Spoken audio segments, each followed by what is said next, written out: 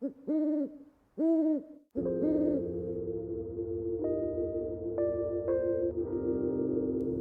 weird stuff.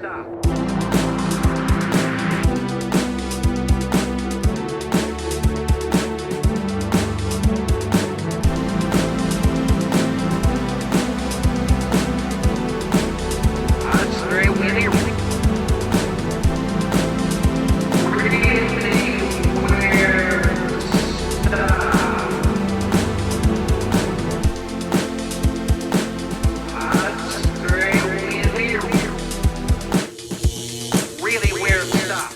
Really Weird Stuff is a holistic Twin Peaks podcast. That means we discuss each episode within the context of the series as a whole. In other words, spoilers abound.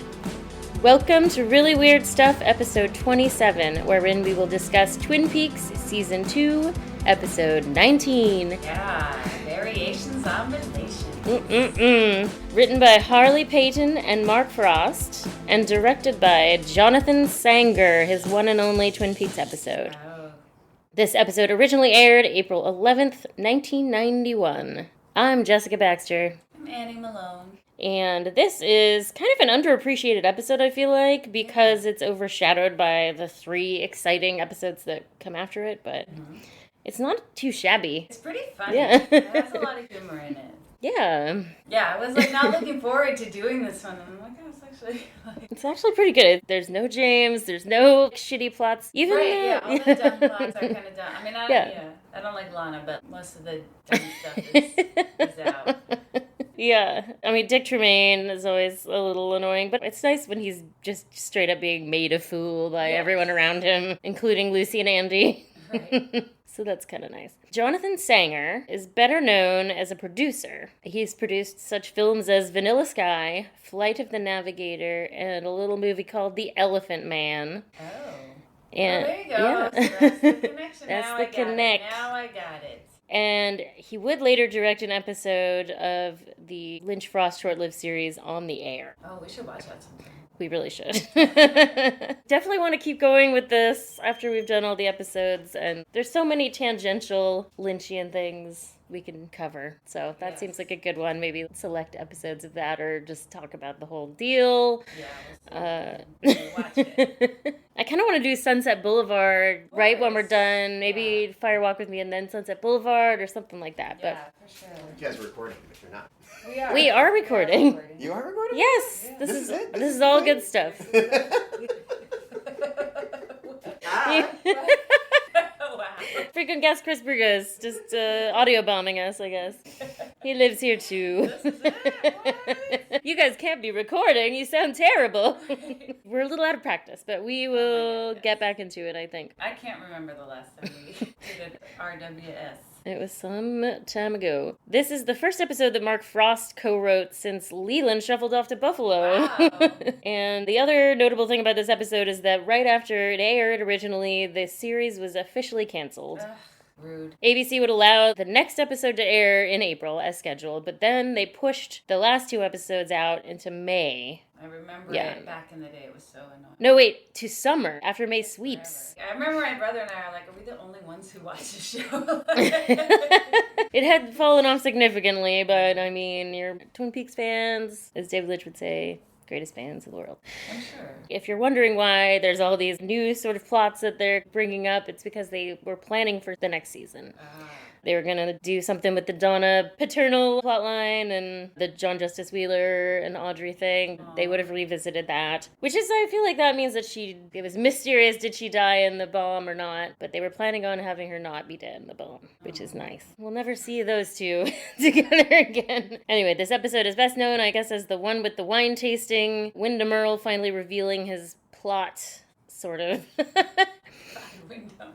And Gordon Cole telling Bobby to take another look, Sonny. Yeah. So great. A lot of connective tissue setting up the rest of the season. Yeah. Why do we think it's called Variations on Relations?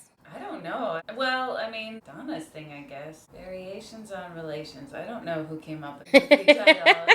Some German. Yeah. Yeah, they are exploring different relationships. Yeah. Like your real dad, your bio dad, new love, Yeah, new love, old Old love. love. Like literal old love with Rick and Mary Bobby Milford. stuff, Oh, yeah. right, yeah. There are variations on relations in this episode. I really wish we could interview this mysterious German who came up with these titles just to get their thought process. I would love to know. But let's get into the episode. It opens on Owl Cave, where Coop, Harry, Andy, and Hawk are just walking in. They don't need spelunking equipment, apparently. That was just a goof by Hawk, I think, on them Right. the first time. They get to the petroglyph spot and find that it's now a huge map. Well, we don't know it's a map yet, but it's a real big image. Yeah. And then Coop tells Andy that he needs a large-scale rendering of it. It's a mystery how he gets all that back to the station because he doesn't take a picture. It's not, yeah. So I'll just memorize it and go, but yeah. That's kind of amazing. Yeah. I mean, he did draw that amazing portrait of Bob based on Right. Sarah Palmer's description, so I guess he's kind of a savant for I know. drawing I mean, stuff. Andy has some talents that aren't always so apparent. Yes, like knowing there's more than one kind of wine. Right. Oh, he knows all the kinds of So they note that there's a pair of figures, one giant and one very tiny, standing next to each other. And Hawk notices a boot print that he says matches the one he found outside the power station. We shifted the left foot, breaking the heel. Wyndham Earl. Yeah, I got a little confused because he's just like describing the footprint, and then Coop's like, it's Wyndham Earl. And I'm like, why does he know his footprint? But then Yeah. I realize it's the same as the other one, right? Mhm. Who was it? Coop also very good at remembering details, apparently. Like that he favors his left foot. And then Coop tells Harry to get brakes to the station. And then he looks genuinely troubled as he stares at the drawing, trying to make out what it all says. Not often we get that look from Coop. Yeah, he's pretty rattled. Just like the idea of Wyndham Earl, like, really freaks him out regularly, you know? Yeah, understandably so. And then we get the first of many dissolves in this episode. This is just such a dissolve-heavy episode. That's Jonathan Sanger style, apparently. To Wyndham at his creepy cabin. And then another directing style I've noticed is start on a close-up, extreme close-up, and then slowly panning out, or zooming out. A lot of that. Yeah. And in this case, they zoom out of his face, Wyndham's face, and then pan over to a bunch of machinery. That's a nice little Lynchian trope there. And we see a rapt Leo listening to the story. And then it lands on a moronic blinking biker. Right. His name is Rusty Tomasky. Yeah, sure. Of course it is. Played by Ted Raimi. Good old Ted Raimi. Sam Raimi's brother. Oh, okay. Yeah. If you are familiar with the television work of Sam Raimi, you would know Ted Raimi because he's in a lot of Sam Raimi movies too as just bit parts, but he has like recurring roles on Xena and what's the other one? Hercules. Did not know those were Sam Raimi shows. Yeah.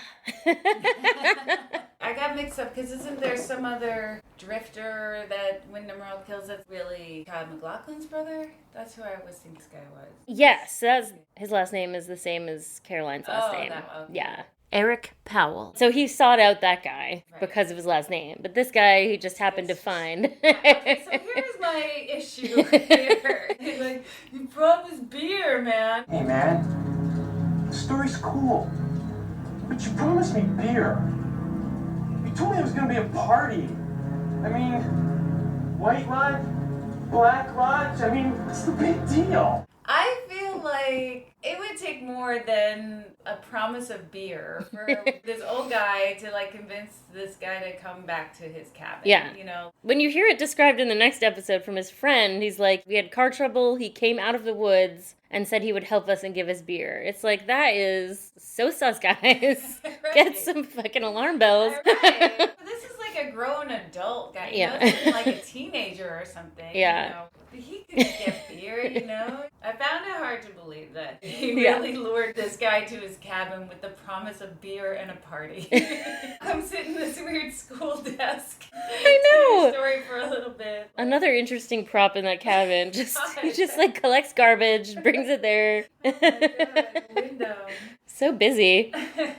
They're really establishing that this guy is dumb. Yeah, he's Very pretty dumb. Yeah. That's the only way he would be able to get someone in this position. To be able to construct an entire papier-mâché pawn around you without you really asking questions until it's too late. Yeah, it's also funny, all of that trouble of, like, the luring. You don't just try and, like, overpower someone and kill him and stick him in this thing, you know? Mm-hmm. Is it that important that he's alive while you build the paper mache thing around him? I think he just wants someone else to monologue at. It's like Leo hasn't been very fulfilling in that capacity. So. Leo doesn't really appreciate him in the way he wants to be. Yeah.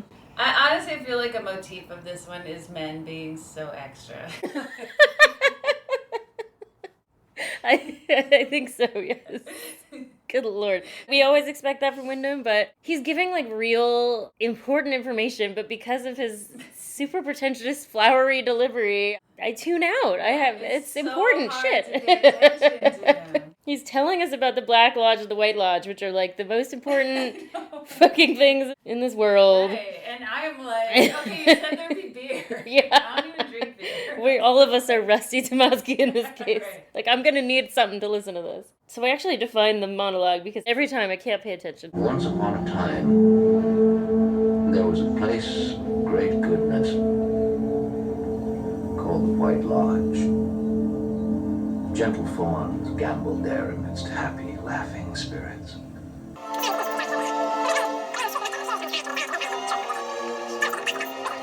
Something about his voice, I'm like, I cannot listen to you. For there's another place, its opposite. A place of almost unimaginable power, chock full of dark forces and vicious secrets.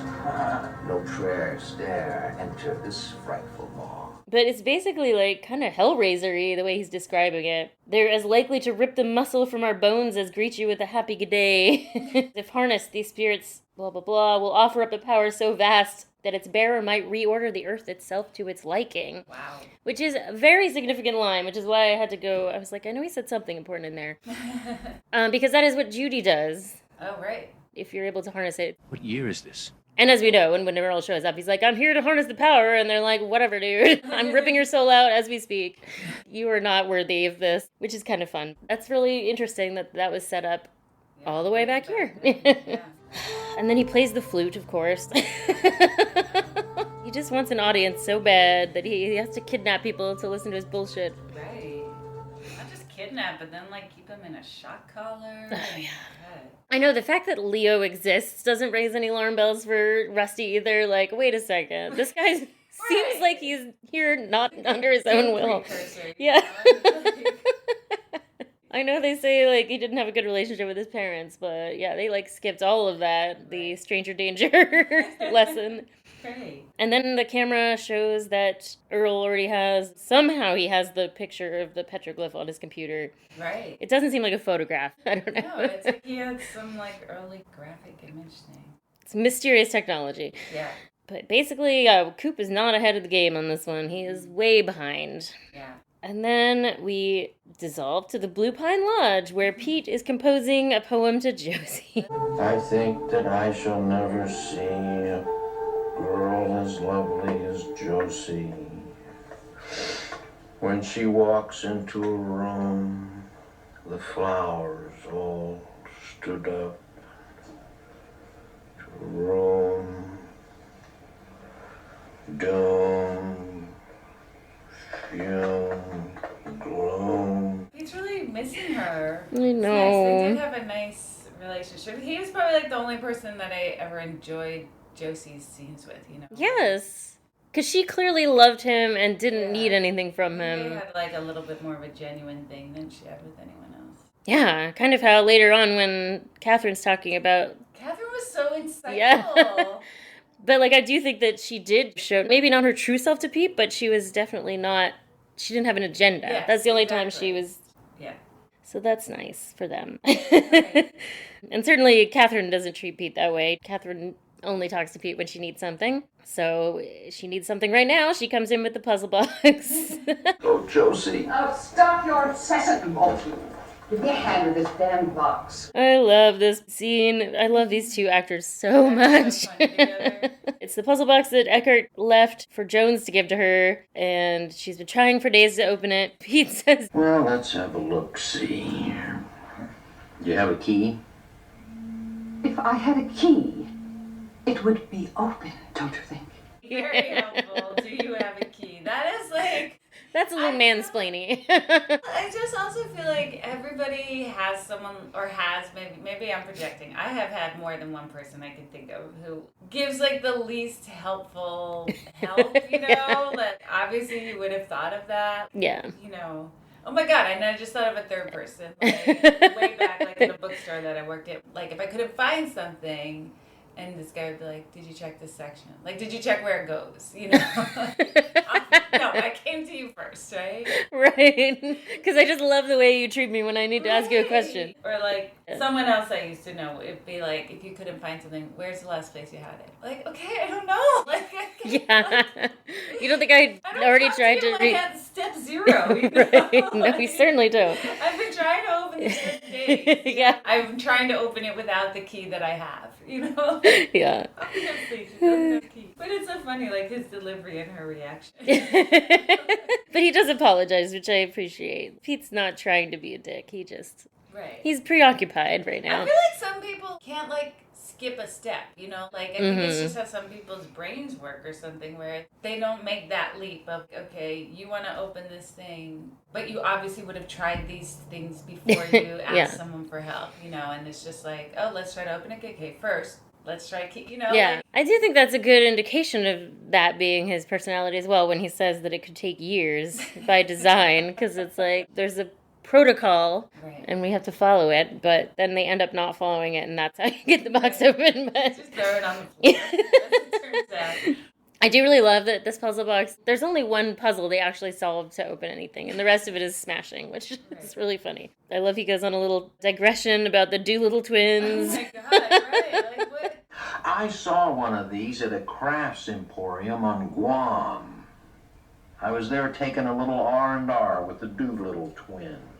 There was a monkey show you wouldn't believe, and Dale Doolittle, now he was the larger of the two. Come to think of it, for twins, they weren't all that much alike. Peter! I was so confused by that, but then I came back around. Because when he said the Doolittle twins, I was thinking, like, women. Yeah. But then he was describing, okay. So I was like, was this, like, in the military in some way? Yeah, he said something about Guam, so I think he was in the military. yeah. Assumed military, and then yeah. But he said monkey show, which I feel like isn't that sort of like a euphemism, burlesque type thing, or I don't know. I don't know what a monkey show is, but or maybe it's a literal show with monkeys. Maybe. But anyway, Catherine's not amused. No, that's always. Yeah. He's like dripping gold on her all the time, and it's so wasted. That's the saddest thing about their relationship, honestly. So then we cut to the double R, where poor Shelley. So, I've been doing a lot of thinking about the future and what it takes to get ahead in the world. From the first second, you can tell Bobby's been a pain in the ass. So. Her posture, she's all slumped over in a booth while he's talking at her. Suddenly it hits me. Boom. The secret to success. Beautiful people get everything they want. Bobby. Yeah, think about it. When's the last time you saw a beautiful blonde go to the electric chair? Ugh, this is not our favorite Bobby. No, although I do think it's very funny, the, like, beautiful people's conspiracy. I know. I think it's time we took advantage of this beautiful people's conspiracy. That's a funny way to say it. It is, and then also, like, I really feel just when you think about where Shelley's life goes and how he's like, beautiful people get whatever they want, just like, clearly that's not fucking Right, true. I know. Battered woman waitress here. Yeah. He's really, Walking the park for the pretty girls. He's really lucky Here's she my doesn't slap coworker him. who, like, tried to kill herself, you know? Yeah. Like, also beautiful. Like, my beautiful boss who's been pining away for a married loser for 20 years. Oh my God, I know. This Bobby, town of Twin open Peaks. your eyes. Like, who are the beautiful people that, like, are getting anything? Laura done? Palmer, for instance. Right. You should have learned something from that, I would think. Yeah. This is not it's the best funny Bobby. because there is a lot of truth to it, of course. The world is much nicer to beautiful people, but in his actual world, there's like a real abundance of gorgeous women. Mm-hmm. And each one's more tragic than the Like last. Schrodinger's beautiful woman conspiracy or something. Yes. And I don't like the way he's talking to her. He No. says Bobby's in charge. Ugh, yuck. Not like that. Dream on, Bobby. I have tables to wait on. Shut up. Listen, don't argue with me. Bobby's in charge, you understand? We had to enlist by this afternoon. But it also is funny when he says the sky's the limit, like winning Um, this movie. Of the scholarship to one specific college. Right. Sky's the limit for Yeah. this twin. Think smaller, Bobby. Right, the ceiling is the limit, I would say. Yes. The glass ceiling. A curious choice of words, I think, where he says you have to enlist by this afternoon. Yeah, that's weird. He's like really thinking of this as service. Meanwhile, in a booth by the window, Dwayne, Milford, and Lana are having breakfast, and she's trying to talk him into fixing the contest for her. Right. I mean, she took it too seriously, the sky's the limit thing. Like, Yeah. why- I know, why is it everyone's got their... so important. Yeah, because, like, the former winner, Norma, I mean, she does own a diner, but it's Right. struggling. It's a struggling diner. Right. She's not a great success story for the Miss Twin Right. Peaks. Yeah, what does Lana want out of this? Yeah. She's already married to a rich guy. Yes. And win the Miss Twin Peaks contest. You just name it. I want to win the Miss Twin Peaks contest. It's interesting. She really is Like, into it, I though. want this, like, college scholarship. Is she gonna go? Or just the title, I guess. Yes, yeah. The prestigious title. It's the validation, I guess. That she is the most beautiful. Yeah, she does really want that. There is stiff competition in that regard. Yeah, and I don't think she is. I think Yeah. at least Shelley and Audrey are, like, definitively, like, no question. Oh my god. Absolutely. Ooh, so pretty. Cooper enters exuberantly. Good morning, Annie. Hi. Oops, so boyish. He is, Schoolgirl, this one. yes, floating on his little toes. Tingling. He puts in an order for him and the lawman. I've got 4 hungry lawmen out in the police cruiser. We need donuts and coffee, hot. 2 black, 2 white, no sugars, please. We talked about this a little off pod, how this is like a really good way to go for the donuts, because on the DVD menu, we're reminded about when we first met these guys in the donuts. And Lucy was just wasting hundreds of donuts. The night before. The night before. Uncovered. So this is a better way to go. I'm glad Coop is turning them around on that. Yeah, Why don't we let's just get a dozen in the morning, donuts. Yeah. fresh donuts. We can get more if we need them, but let's just start with 12. Right. Between For 4 or 5, people, yeah. right? He says 4 hungry lawmen. He does, yeah. And they get the coffees, 2 white, 2 black, no sugar. And then he invites Andy to go on a nature study with him. I feel like Heather Graham does a much better job in this episode overall. I mean, I still don't like her acting at all. Fair. But I think she does better, especially with this, because she says nature study, sure. Like, she doesn't even think about it. It's like he could have said anything. I'd like to take this opportunity to ask you if you'd like to accompany me on a nature study this afternoon. Nature study? Sure. She was already ready to accept any offer of hanging out with him. He's very happy. How wonderful.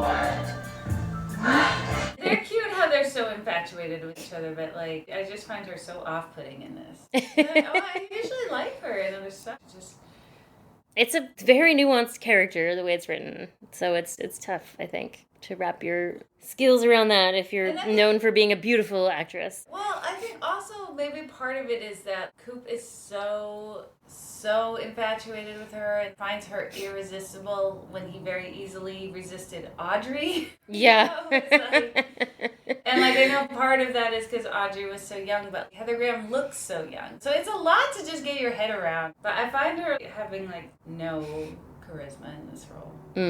I have to agree. I really want to like her in it, but I just can't. I like that Coop uses kind of the Gordon Cole method of flirting. When I talk to you, I get a tingling sensation in my toes and in my stomach. It's interesting. I don't think it has anything to do with coffee. I'll get those donuts. Okay. Yeah. Then you find out how much you like someone. Because if you're not into someone, you're telling your friends about this. So then he was like, I have a tingling sensation in my toe. Yeah. Rich. Totally. The soup of the day is hearty beaver broth, which Yum. I really liked that. I didn't notice it until the last watch, and I was like, whoa, okay. Who's ordering that? That's good. I hope some prop guy's excited that you noticed it. I hope so too. Whoever wrote that on the It's a board. random thing like every episode. Yeah. I try to notice. Yeah, their specials are pretty weird. Annie goes to get the donuts and the coffee, and Shelley comes to ring him up, and Bobby exits, and he compliments her in the worst possible way. Shelley, you are beautiful. Got it? Use it to your advantage. Got it. Jesus. So Shelley mumbles the last line of the poem. What is all the sweet work worth if thou kiss not me? In response to Bobby, and Cooper hears her, and oh god, alarm bells going off. Beg your pardon? Oh, it was an anonymous poem someone sent me. Shelley, I need to see this poem immediately. Boom, boom. Yeah. The spell is broken. That's true. And then the spooky music comes in. Yeah. And it's really funny the way she says it's just an anonymous poem someone sent me. It's an anonymous poem someone sent. You know. You know how you get anonymous poems all the time? You know, in a town where a girl was brutally, mysteriously murdered, 2 weeks ago? It has still not been very long, right? No, not that long ago. Maybe like a month, I think. At the most. Yeah. Very fresh. Very, Right. very fresh. So he says he needs to see the poem immediately. He gets her third of it and pockets it. And then Andy comes back and the happy music comes back in. A dozen donuts, 4 cups of coffee, 2 black, 2 white, no sugar. Thank you. Agent Cooper? Yes, This afternoon? I'll meet you right here. 4 o'clock sharp. There's some spooky shit going on there. Yeah, this episode's not very scary, but that part is pretty kind of spooky. Yeah, all of that. He's so enwrapped with Annie and he's trying really hard to enjoy that, but this pesky Wyndham Earl business keeps popping in. At the police station, he's back in Truman's office with the donuts. I like that the box says donuts, but it's clearly like the Dunkin' Donuts fonts. And Coop fills Truman in on the poem. Torn into thirds, sent to Shelley Johnson, Audrey Horn, and Donna Hayward, from Wyndham Earl. He's got it memorized because... See the mountains kiss high heaven, and the waves clasp one another. No sister flower would be forgiven if it disdained its brother. Poem I once sent to Caroline. Which I'd completely forgotten when we talked about it before. Once again, just the details. It's the details Wyndham Earl likes. And then Hawk shows up with Donna's piece of the poem and says that Audrey's out of town with hers, which is funny because it's like, how do you know she took it with her? But she just can't give it to them. Right. Yeah, it could be more like, I don't know where it is. Yeah.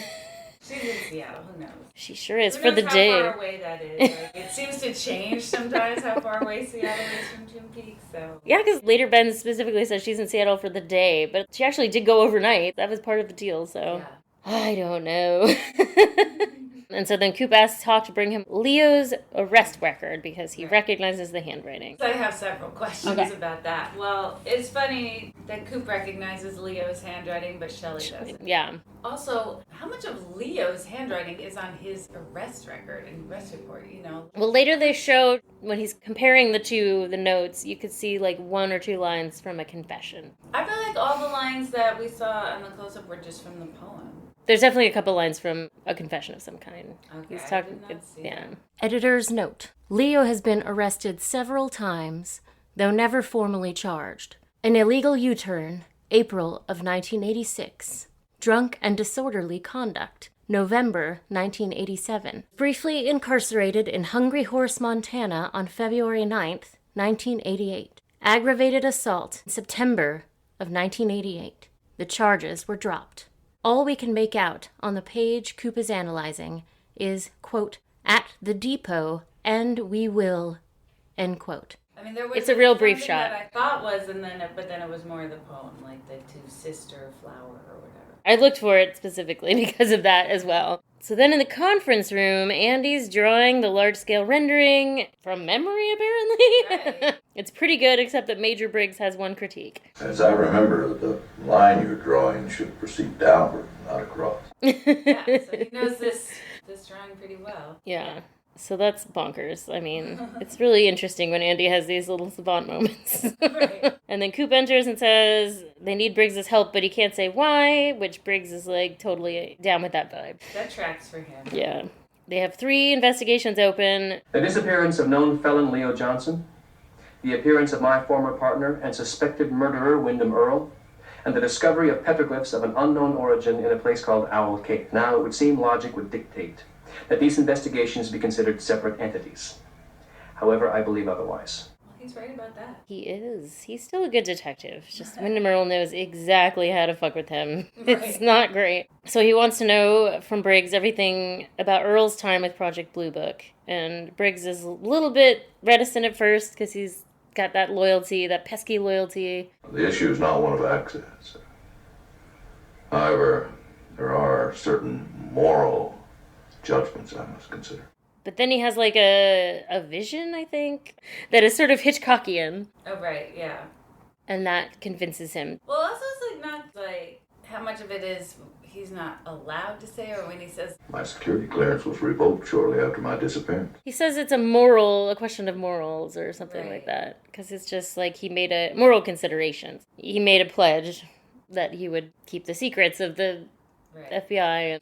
Right, but the thing about clearance just makes it seem like he just doesn't have access to information anymore, but... He says it's not a question of clearance, though. I know, but why does he mention clearance at all, then? Because I think he's saying, like, I do know stuff, but I'm not sure if I should tell you. Yeah, that I got. I still don't see what his clearance really has to do with anything. Yeah, I don't know. Maybe they're just reminding us through dialogue that of where he's standing is, that he's not going to work there every day right now. Right. He does ask, Will this information help you to prevent future loss of life? Most assuredly. so yeah, then he has this Hitchcockian vision, which is like the Dugpa silhouette and the petroglyph, and then it kind of cuts to space, and then an owl, That part's a little weird. and then some flames. Boom, boom, boom, imagery, but it's all enough to convince him. I will do what you ask. So then Hawk brings in Leo's arrest report, and that's when Coop compares the handwriting from Leo's statement about something to the poem, and he says, Gentlemen, the damage to Leo Johnson would alter certain handwriting characteristics. However, the basic style would remain the same. so he's really good at handwriting and analysis too, I apparently. I feel like it's more vibes than anything. I don't really buy any of that. Yeah, But, he's I just mean, like so he's right, sure, so, yeah. Yeah, I can see how if I were Coop and I didn't quite have all the proof that I was really sure of something because of my actual psychic ability. Right. Yeah, you could just use your bullshit powers to convince people that you actually know what you're talking about. Right. So then at the Great Northern Hotel, it's another close-up of a face. It's Dick Tremayne's face with his bandaged nose from the events of the Weasel Riot. And then it zooms out, and he's waiting to see Ben because he's looking for Audrey. She was supposed to help with the wine tasting benefit, apparently. Right. But Audrey's in Seattle for the day, so he tells him to go to the concierge. And then, I don't know, it's interesting because Ben offers help with his whatever medical bills that he might have in relation to his nose because it happened on the property. And then Dick's like, sure, yes. And then also... One might also think workers' compensation in some variety will be involved. And then Ben's like, shit, I regret offering anything. Because then he immediately escalates. I will alert my attorney. Come on, Dick. Oh, don't make us side with Ben. I know. Ben has an insane tie and shirt combo going on Oh, there. it's horrible. A lot of colors and pattern. I was trying to describe the tie, write it down, what it looked like, and I couldn't even do it. It's red and green with some sort of stripe, and it's like leaf-like, but not exactly. It's really weird. It seems like it's wider in the middle. And then, yeah, with the red striped shirt. And then I almost feel like it'd be better if the jacket were black. Instead, it's like this in-betweeny Yeah, the jacket sort of it's- bluish gray. It's a lot of look. Yeah. And so Ben says, Sometimes the urge to do bad is nearly overpowering. the urge to do bad is overpowering, and then he crunches a carrot. It's a funny punctuation. Yeah. That's how he gets himself out of that mode. He's like, okay, I'm going to do something good. He's just got vegetables in his pocket from here on out. Not in like a Ziploc or anything. No! I know. That's the most troubling part. It's got to have lint all over it. No. Fiber, I guess. Fiber from lint? There's fiber in the carrot. We get a Misty Mountain transition to Wyndham Earl's creepy cabin, where he is going to town on the paper mache. Oh my gosh. This drifter, he did not think to ask questions early enough. He is just now kind of starting to question things. Yes, after his arms are rendered immobile. He's in a life-size chess piece.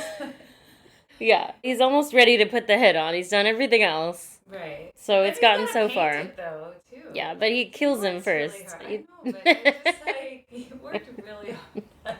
It's really good work. I couldn't excellent. do that. I could not make something quite so nice. I wouldn't try, probably, but... That's a Dodeca challenge. You can make the best life-size paper mache. Chess piece. At least he picks pawn, which is probably the easiest one to do if you're going to do any chess piece. I feel like rook would probably be easier. That's not the horse, is it? No, That's the knight. knight, okay. Rook is like a little castle. The top, like, it's edge. It's not, like, rounded. Okay. I feel like that would be the easiest one. But he probably picks pawn because symbolism. Oh, I thought he picked pawn because it was the chess move or something. He doesn't actually assign a chess move to it, though. It's just a pawn, and then it says next time it'll be someone you know. Wow. It's the next episode where he literally, like, knocks all the pieces off the board. Yeah. So this is kind of his way of being like, I'm done playing this game. Yeah. It's my final move. He's doing the paper mache. He's opening a beer. Finally, the promised beer. Yeah, He gets, like, one sip of beer. We celebrate. Celebrate, I can barely move my arms. Before he asks Leo to fetch him his arrow. This is the thing, too. It's like he really dies on this hill of, like, Leo has to fetch the arrow. And I feel like he's worked so hard. Like, he does so much. And then he's like, but I won't pick up an arrow myself, you know? Leo, the arrow. No.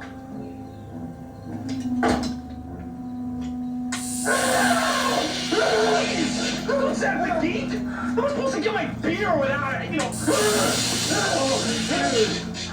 That hurts. Fetch me the arrow. Just because they're across the room. Right. Well, I feel like also it's that he wants Leo to be an accomplice to this murder, you know? I feel like Leo wouldn't care about helping build the stupid paper machine. Yeah. Hey, is this for like the lilac parade or what? No, not a parade, my friend, not exactly. It is very hilarious the way the second the arrow how is he dead from this one arrow through the paper mache somewhere in the chest and like instantly blood on the mouth and death? Yeah, that's a quick cut. I feel like Windermere looked it up in like some medical textbook of like what's a spot that an arrow would kill you instantly. Yeah. Because I assume you could take an arrow, a little arrow too. It's not even that big. Like, Yeah. Through paper mache. Right. So he has to know. In the gut or in the arm, you could survive that, right? Definitely. And this guy is like instantly dead, blood out the mouth. Yes. The face. It seems like the neck would have been the thing to go for, and that's sticking out the top. I was expecting like the head. Yeah. And the neck. Yes, that's sticking out of the top. I would assume there's two reasons why they did it that way, but it's not smooth at all. One is like sensors. Yeah. It can't be too violent. They couldn't have him like writhing around or gushing blood from anywhere. And two, just time. Like, we don't have time to watch a guy die. Right. We have to be like, okay, bam, he's dead. But it could have been done smoother in the edit somehow. Because it really just seems like the very next second he's dead. Yeah. Oh, and of course, before he dies, he has to listen to one more monologue from Windermere. Think of all the hapless sinners wondering where their soul's destination lies. For what? To gain the answer to a simple question. Where will my spirit awake? What life am I given after this life? God, what a terrible last thing to hear before you die. Absolutely. I do think that a motif of the episode is heaven and hell, because people are talking about it a lot. Yeah. They'll just compare things to heaven or hell. And then in this particular scene, he's literally saying, like, you're going to the afterlife right now. So, congratulations. Right. Where will my spirit awake? You lucky boy! You have the answer. Now! Then we cut to the Roadhouse. Miss Twin Peaks Judging and Rules Committee is now in session. Made up of Doc Hayward, Mayor Milford, and Pete. What a strange committee. It's an interesting one. Right. These are the ones who wanted to do it? I don't know. Yes. I mean, especially Doc Hayward. Well, Doc Hayward just wants to be involved in literally everything. I was gonna say, like, does he not have enough on his plate? You know? I know. Anyway, he and Laura were kind of in competition for who could be the most involved. And then Pete, like, obviously later on, we're like, oh, Pete just likes looking at pretty ladies because he is so excited about that. Right. And Pete also doesn't have so much to do. He's not that busy. Right. He wants projects. And Mayor Milford, he's got some funny deliveries in this episode. He says this year is going to be very exciting. He says that twice. You know, this year is going to be very exciting. Now we. Very exciting. This year is going to be very, very exciting. Thank you, Dwayne. He just really has got that Muppet energy. Yeah. And then Ben Horn wants to address the committee and blah, blah, blah. Yeah, that's blah, blah, blah. Yeah. That's right. I like that even though Mayor Milford is basically senile, he's like, What's he selling? What are you selling? I can tell that this is bullshit, even though I don't know why. Right. It's like, we're barely following the storyline anymore, but we can tell it's us. Yeah. He makes a good argument. The topic of this year's speeches should be how to save our forests. It's now, it's relevant, it's global, and it's, well, to put it plainly, gentlemen, it's us. Good thing for the wrong reasons. Right, exactly. And I love that Pete is like, Of course, your opposition to the Ghostwood development plans wouldn't have anything to do with this. or could it be that you Right. you yourself want to stop Ghostwood? Fun coincidence. Yeah. Pete, I resent your invitation. And what he really means is, yes, that's absolutely correct. Going fast. The idea has merit.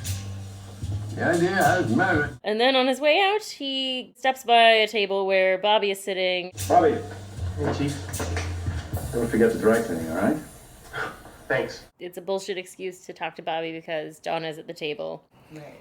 Because then he gives Donna a lingering look, and she's got misty eyes already. I think that's really interesting where the camera does a close-up on her face. Her eyes are all misty.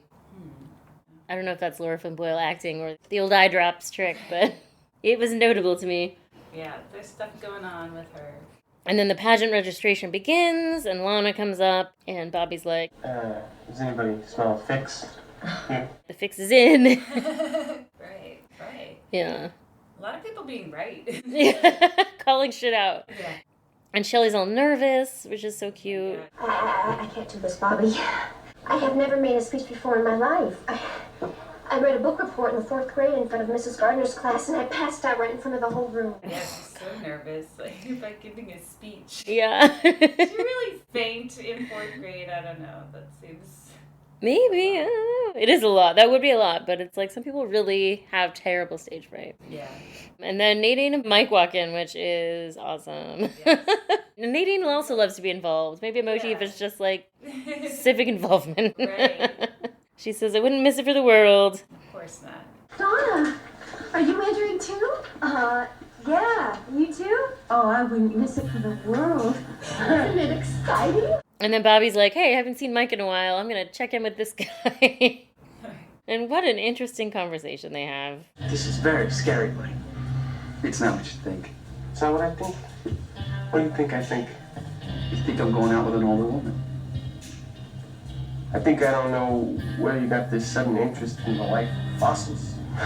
Yeah, but it's not what you think. Do you have any idea what a combination of sexual maturity and superhuman strength can result in?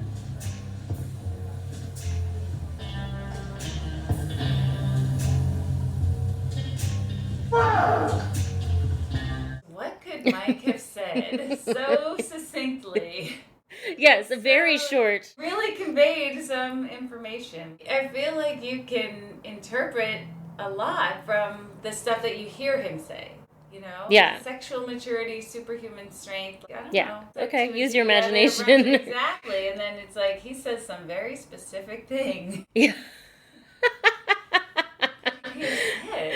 Ugh. What's he doing? I know. And it makes Bobby have to play pinball all of a sudden. It's Yeah, really, he Bobby spins is around like, and starts going to town on the pinball yeah. machine, which is very funny.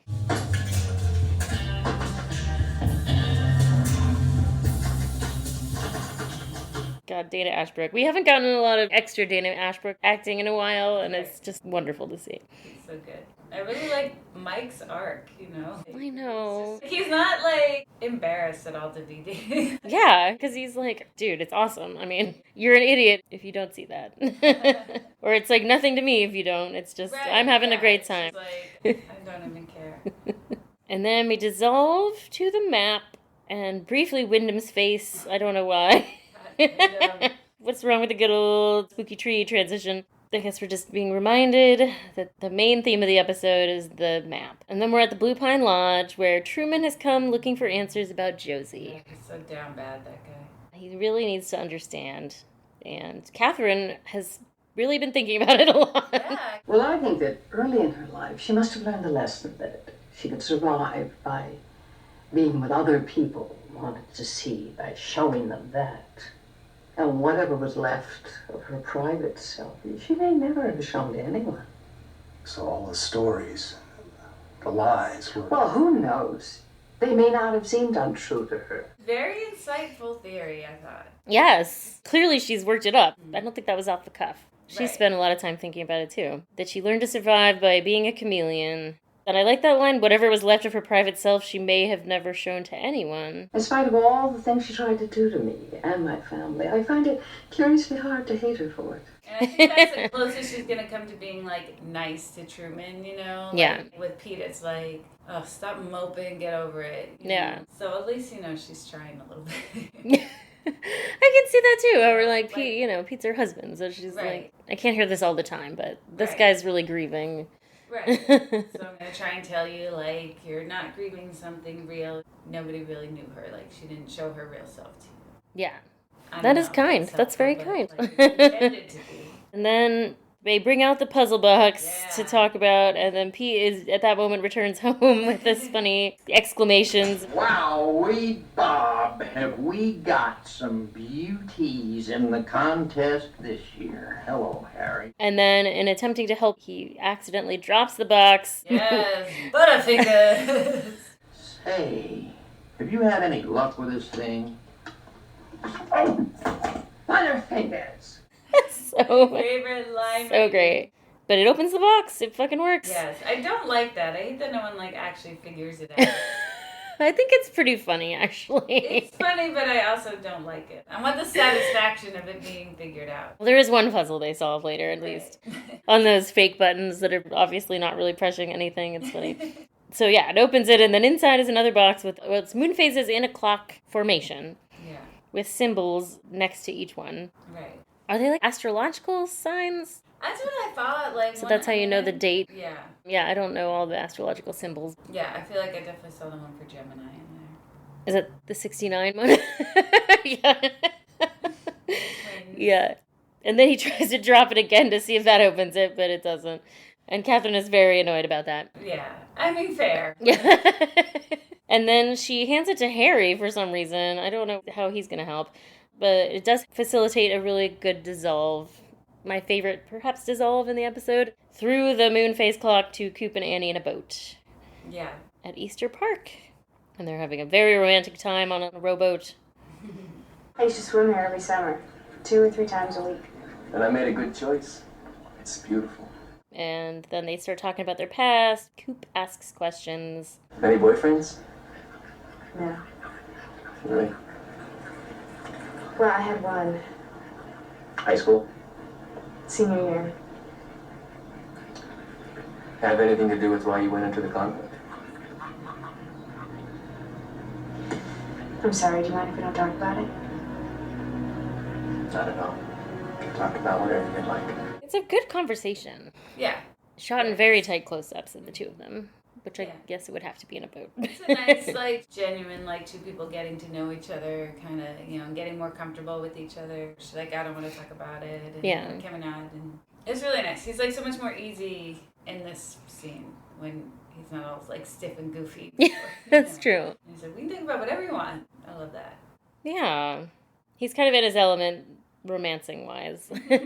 He's already done the work of getting him to this sweet boat situation. Right. So it's less of a question of, does she like me? It's like, obviously she does, because she agreed to go into a little boat with me in the middle of the lake. Right. nature study. They're not looking at any of the nature, I gotta tell you. I love the way he kind of touches her scar. It's just a very sweet romantic scene. And yet I know how hopeless things can seem. I know about the dark tunnel you can fall into. Happened before I went away. Happened because of that boy. Something similar happened to me. It made me want to disappear from the world. Because of that, maybe I can help. And then she kind of is like, well, I don't know how to trust people, but I'm trying to trust. And they kiss. It's a very sweet kiss. Yeah, very romantic setting for their first kiss. Yeah. But unfortunately, as they come ashore, the music turns sinister. And the music is definitely doing a lot of heavy lifting because it shows Wyndham in the most ridiculous outfit yet, I think. No, there's like no reason for this. That's just so unnecessary. He's more extra than any fisher. He looks like he's wearing a fisherman costume, for one thing. Like, if you want to blend in, wear like what Pete would wear. Right. And also, like, nobody knows him. The only one who knows him is Coop. And Coop would know him by seeing him. Even though he's in a fisherman outfit. Like, what is any of this for? I know, he doesn't even have his fake beards on. He just really likes that. He's like, I rented the costume, I'm gonna wear it. I brought so much stuff with me to Twin Peaks. How did he get there? He had so much stuff with him. Where did he come from? I know. I imagine him traveling by boat like Dracula with just crates of things. I have like logistic questions about him. It's a very great question. This was before the days of like you could just order things 24 hours yeah. and it'd show up. Amazon is not dropping off a fisherman costume in the morning. Yeah. And the binoculars. Like, do you even need the binoculars? They're not that far from shore. None of this is necessary. I believe he could have gone in what he was wearing any other time. Yeah. It's all just drawing attention to him. Yeah, exactly. He's just getting sloppy. Maybe it doesn't matter anymore. Wouldn't be in the park, so I have to be dressed up as a fisherman. I know. Everyone goes to that park all the time. Right. And then we're at the Great Northern, where Dick is hosting his onophiliac soiree. Oh no, what? Something to do with wine. Lana and Lucy are helping, and Andy's there. He knows a thing or two about wine. There are some schools of thought who, of course, say there are no other wines but reds. Yes, Andy. There are also white wines and sparkling wines. Yeah, exactly two things.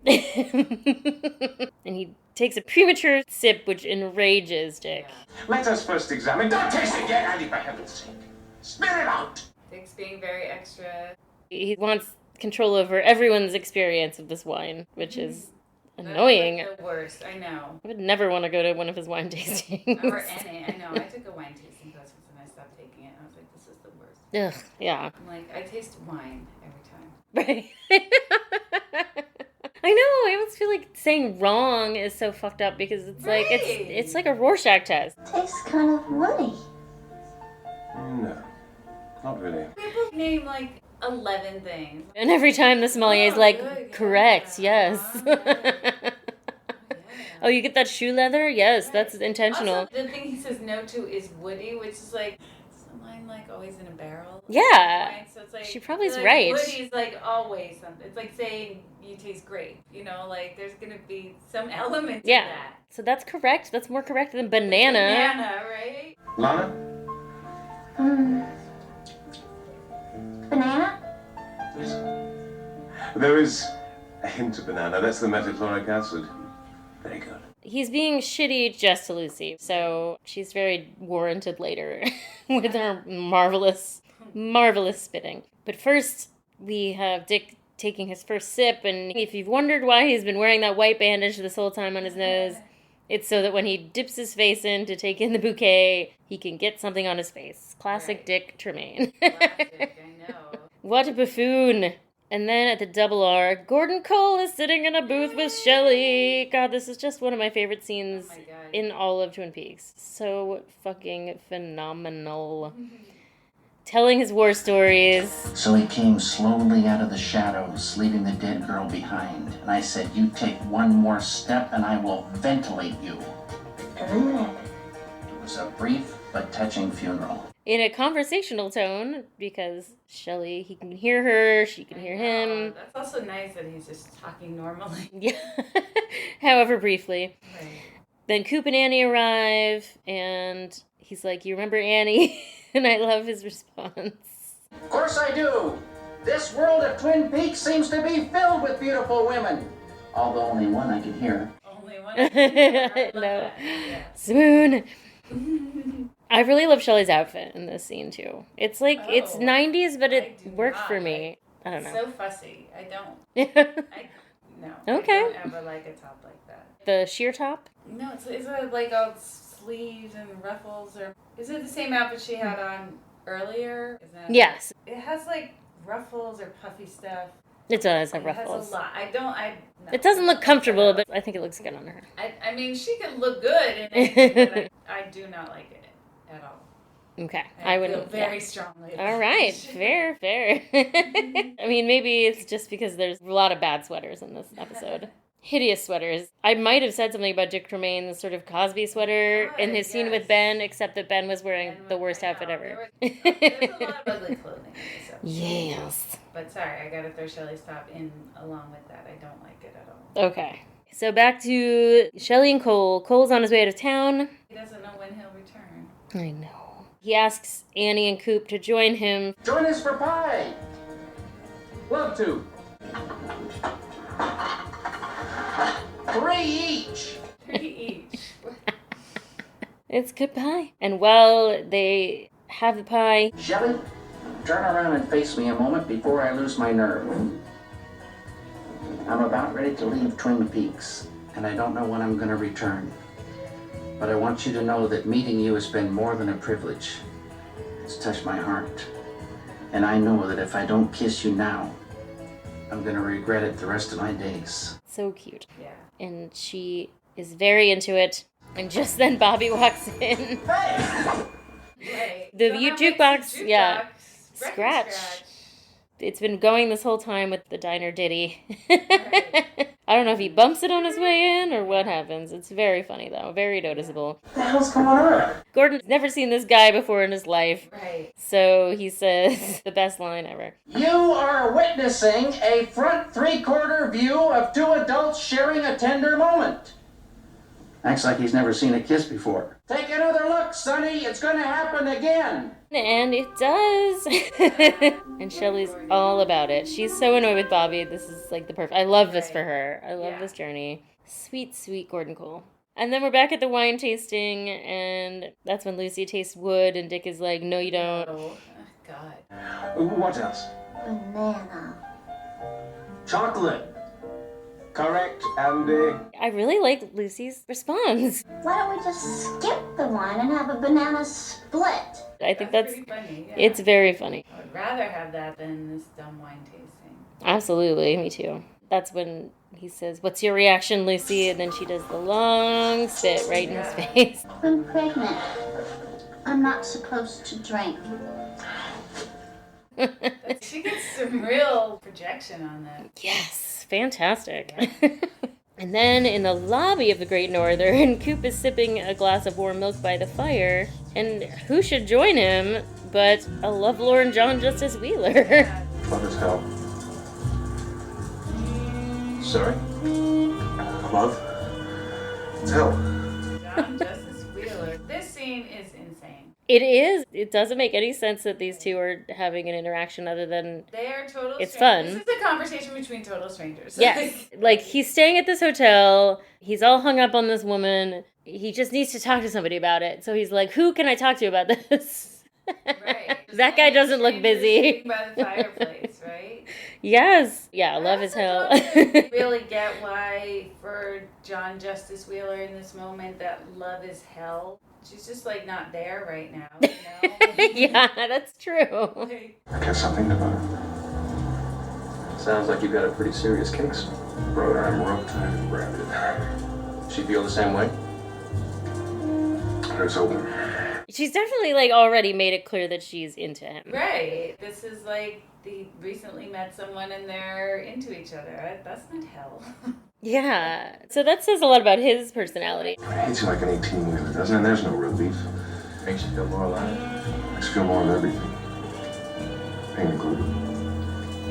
Especially pain. All the men being so extra. I'm like not kidding that's a motif of men being extra. I think so. He's drinking some bourbon, and then so he's a total stranger that love his hell. Totally. I mean, Coop does look very friendly. He's already talked to Ben about this, I guess. Right. Coop says the Hindus say love is a ladder to heaven, so heaven and hell, and then they toast to each other. Toast to you. And then again, because this is an episode of Bad Outfits, I barely noticed that he's wearing a turtleneck, but he is. Yeah. Ooh, I never like a turtleneck. Almost never. I mean, there might be one or two exceptions in this world, but... It's like very 70s. And it's not this man.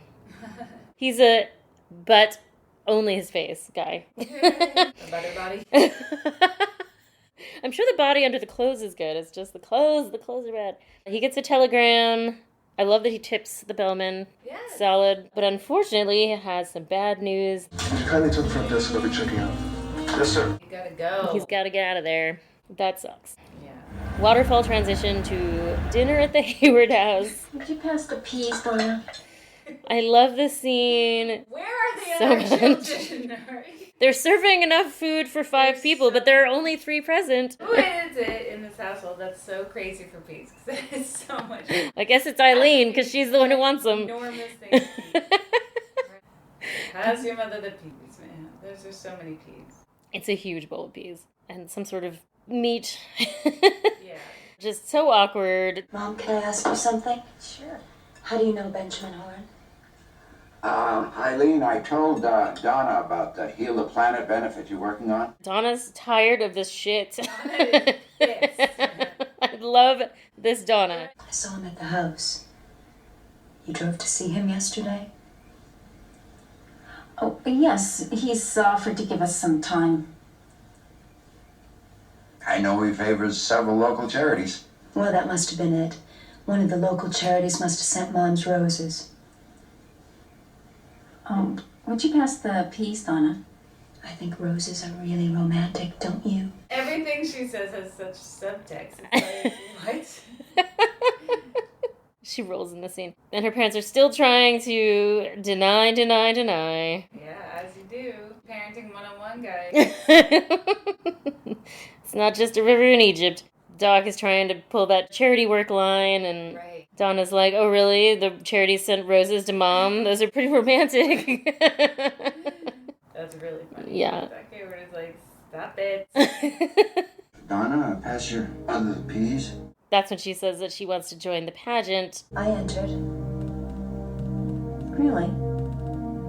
Well, you never seemed very interested before.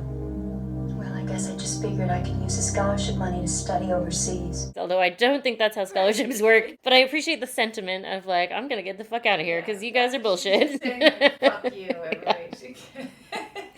Which is very fair because where are her sisters? Right. These are not good parents. Tell me where, oh, where is Guston? We get an owl transition to Easter Park, where Coop has been called out to investigate the giant wooden crate that has appeared in the gazebo. Truman thought it might be a bomb, but it's not ticking and there's no metal inside. So Coop devises this very interesting sort of rock and crime tape and gun scenario. I know, that's funny that he shoots it. It's like, yeah, when he's setting it up, you're like, what's he going to do with this? It's going to be like a yank on a rope or something, and then nothing, you actually shoot something. That's pretty... Yeah, because he said something about, like, there might be shrapnel inside. He says whatever else hell can imagine. So again, with hell imagery, he knows this guy's fucking shady, so everyone gets behind the cruiser. He shoots the rock perfectly. God, such an amazing shot. Holy shit. That's a motif. Perfect aim. Oh my god, that is. Perfect aim really is a motif. Oh, it like, is. You see spit take yeah. and the arrow and that. That's, oh, yeah. Wow, yeah. On target. That's pretty good. I like it. And the box opens to reveal our drifter. Oh no, Rusty. Rusty dead. Dead as a doornail. No. And it's a sign around the neck. Don't follow strangers with promises of beer. You sure don't. Or parties. I know he's like a party too. Party. Where's the party? Next time it will be someone you know. Now we know.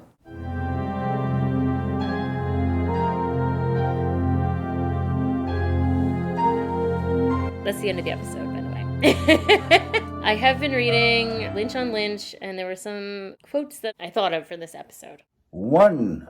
He's talking about as a child, and he visited his grandfather in the city, and he said, I learned that just beneath the surface there's another world, and still different worlds as you dig deeper. There's goodness in blue skies and flowers, but another force, a wild pain and decay, also accompanies everything. Oh. There's a lot of like surface loveliness and digging deep to find the decay. 2. He's talking about a painting that he made called I See Myself, and he says, our trip through life is to gain divine mind through knowledge and experience of combined opposites. And to reconcile those two opposing things is the trick. The middle isn't a compromise. It's like the power of both. Ah, that's a lot of insight for his stuff. It really is. And I kind of feel like Coop's biggest problem is that he can't reconcile good and evil in that way. He sees it as too black and white and opposing forces. And that's kind of what leads to his what year is it downfall, I think. Yeah, let's talk about motifs. We've mentioned a couple. Yeah, the heaven and hell and the perfect aim. And maybe beauty is a curse, kind of. The opposing thing of Bobby saying, like, beautiful people get everything they want. And then there's a lot of beautiful people talking about their shitty lives. That's true, yeah. There is, like, no beautiful person that's just, like, killing it. Yeah, not really. Right. Because she's saying how, like, Norma was so popular in high school, and she seemed like she had it together and friends and everything. And it's like, well, that didn't get her very far. Even John Justice Wheeler's got it.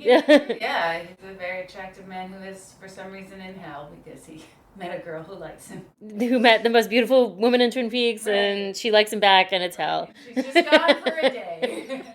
I mean, I guess I could see that. How, like, oh my god, she's been gone for so long. It's pretty extra, though.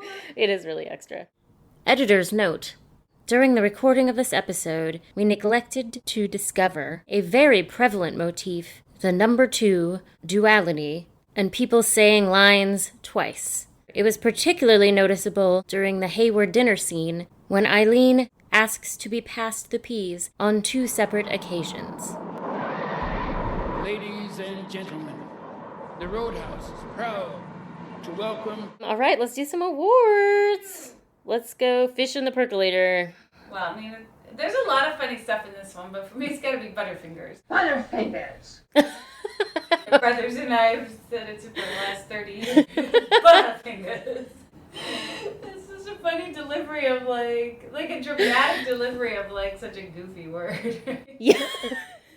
And it's an overreaction kind of to what happened. Like, it's not a big deal that he dropped this thing. It's not like it's you wanted it open. That's what happened. Right.